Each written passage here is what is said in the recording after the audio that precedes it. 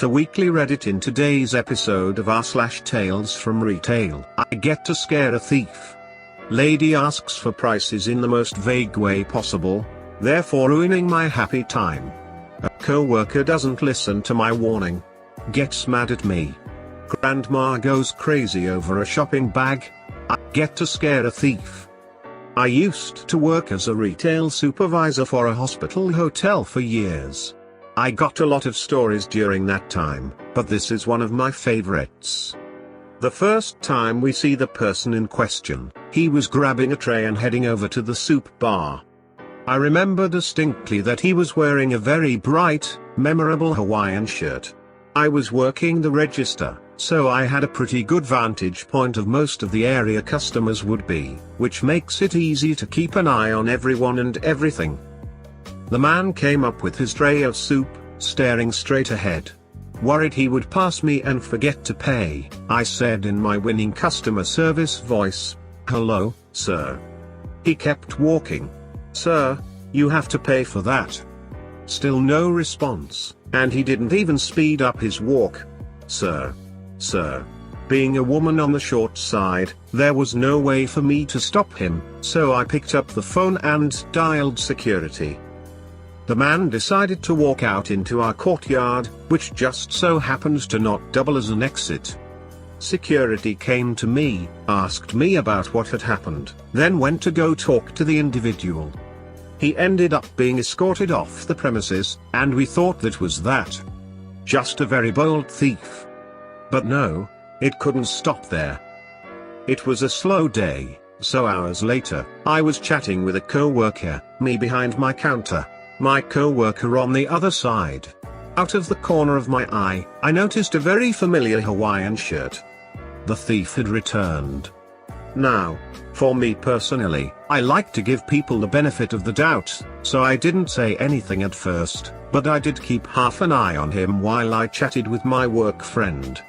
On the complete other side of the room from where I was, trust me, huge room, I saw the man pick up a bag of chips and stuff them in his shirt.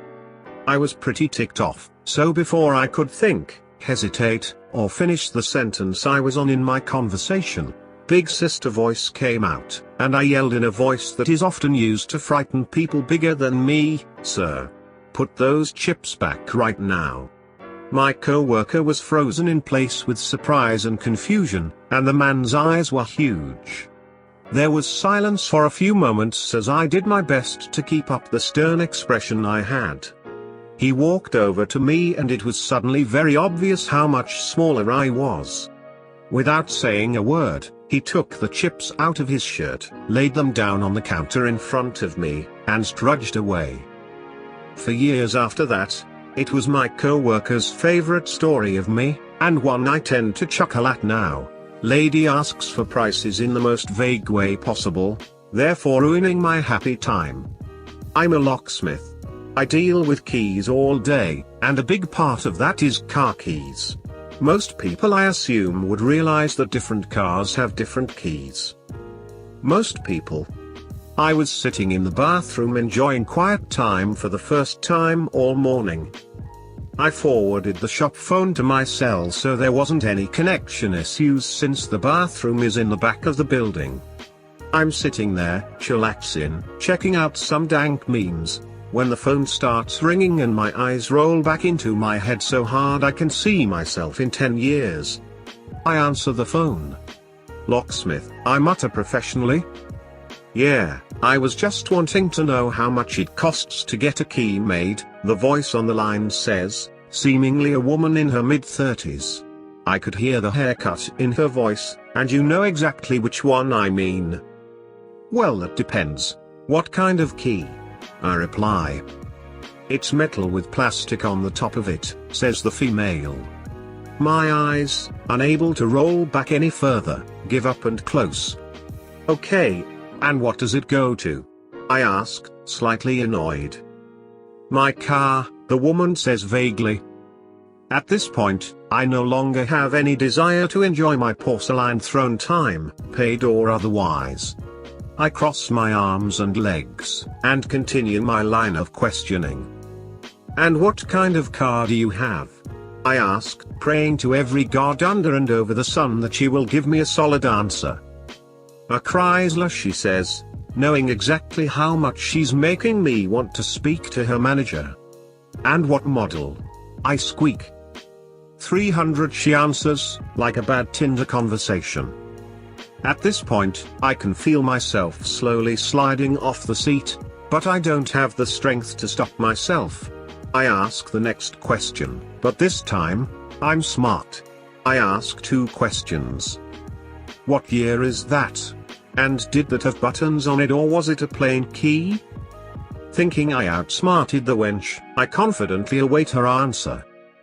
It's a 2005. What was the other question? I try my best to stop myself from hanging up, and I repeat my question. Oh, it's the button one. I breathe a sigh of relief, thinking the pain is over, before my eyes snap open and I realize the horror that there's another question to ask. And where is the car? I ask, thinking that all along she had lost her key, and needs a replacement. At my house, she replies, as I feel my blood start to boil in my veins, my hearing starts to fade and my vision blurs. Is that in city we're in? I ask, clawing at the vein bulging from my temple. Yeah? Finally, the end of the questions. I'm free. Okay, then it'll be about $180 for the key, programming, trip out to you, and everything else that needs to be done, I tell her. She screeches in my ear, what? Why is it so much? I had you guys make a copy a few months ago and it was only $85. I have the receipt, causing my brain to go into fight or flight mode, and making me very glad I was on the toilet in that moment. When I collect myself and realize what she said, I feel a wave of anger unlike anything I've felt before. So you didn't lose your keys, you just need to know how much for a copy? Yes. And you had a receipt this whole time telling you exactly how much that costs? Yes. In this moment, all I wanted to do was remove my single Bluetooth earbud, lower it between my legs, and release the most ungodly noise upon her ears. But unfortunately, I took the moral high ground, and simply replied, yes, $85 is the price for just the key. I may have lost this battle, but sometimes sacrifices must be made for the greater good. And in this case, the greater good was my paycheck. A coworker doesn't listen to my warning, gets mad at me, backtracks when I show her my paper trail. So where I work, I have a coworker that can have a fiery temper if others screw up, but they sweep it under the rug if they screw up, which is what I'm about to tell. This was during the summer, and I had a shipment of some building material arrive. So I unload it, and with the packing slip on the order, count everything out to make sure we got what we were supposed to get. One certain item, I count 20, and on the packing slip, it said they shipped 20, but the original order was for 10. So I write down we were shipped 20 for confirmation, and go into the store to let the coworker who ordered it know. I show them the packing slip, show them the item we got extra of, and show what they printed and what I counted. They look at the slip, and go, it's okay. That's how it's supposed to be. Everything is for a customer, so load it onto a truck and ship it out to them. So I load it and deliver the items. When I come back and go into the store to fill out the paperwork, and see the coworker on the phone with it, turns out the customer I just delivered the material to. They finish the call, and they say to me that customer just phoned. He said he got too much of that one item. Did you not bother to count it properly? I could tell they were getting red with anger, but I was ready. I replied I did count properly. Remember, I told you we got extra of that one item. I then opened the packing slip that was in front of them still, and once again pointed to what I wrote down, and show that the company themselves even said they sent more on the packing slip compared to what they ordered. See, they sent 20 when you ordered 10, and I counted 20 and told you. They look for a moment, then in a much more cheerful voice, they say, oh okay. then it's nobody's fault then. We'll just pick up the extra stuff when we go back that way with other orders. I finish my paperwork and walk back outside shaking my head laughing. Grandma goes crazy over a shopping bag. So one time this older lady came to my register, and everything was fine. I scanned everything for her order and gave her the total. One of her purchases was a dress of a famous Disney character, Mona. Then at the moment I bent down to grab a bag from the drawer, she blew up on me. Why? She screamed and taught that I'm going to grab her dress, throw it on the floor, and step on it to ruin it on purpose. I told her that no, I'm just grabbing a bag to put her purchase in. She didn't want that cause the dress will get wrinkled. Suggestion 1, so I suggested a t-shirt box. We could fold it nicely and give it to her in the box. She said no cause it wouldn't fit in her luggage. Suggestion 2, I asked if she wants it wrapped in plastic, nice and firm, and she can take it like that. She got mad at me, cause I taught that you guys are eco-friendly people, love animals, and refused this one as well. Suggestion 3, I suggested another thing that we usually use to protect fragile stuff. It has 2 portions, one it's white paper, and the other it's like carton but it's cut in a fishnet-like pattern. So I gave an idea to wrap this like a treasure, gift from the ocean, somewhat. She denied this one as well since for her it look ugly. Suggestion 4, I asked when do they need the dress for.